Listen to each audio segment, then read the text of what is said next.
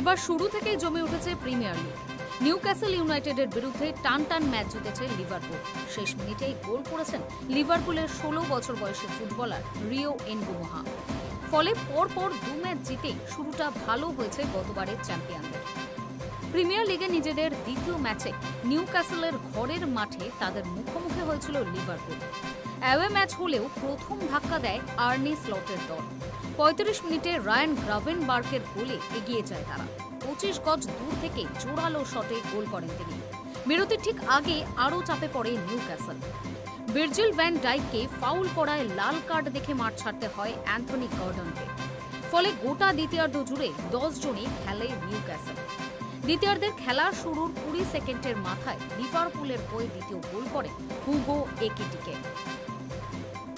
2 গোলে পিছিয়ে থেকে লিভারপুলের 11 ফুটবলারের বিরুদ্ধে নিউক্যাসলের 10 জনের লড়াই সহজ ছিল না। সেটাই করে দেখান নিউক্যাসলের ফুটবলারেরা।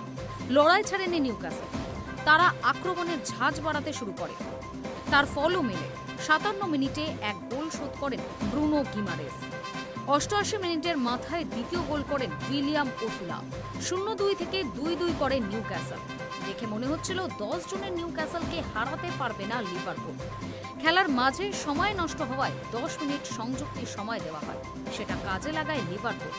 রেফারির শেষ বাঁশি বাজার আগে 100 মিনিটের মাথায় গোল করেন কিশোর রিও। তার পায়ে ড্র হয়ে যাওয়া ম্যাচ জিতে গতবারের চ্যাম্পিয়ন দল। প্রিমিয়ার লিগে প্রথম 2 ম্যাচ জিতে 6 পয়েন্ট লিভারপুলের।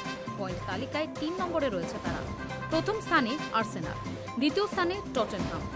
তারাও 6 পয়েন্ট পেয়েছে, কিন্তু গোল পার্থক্যে উপরে রয়েছে তারা।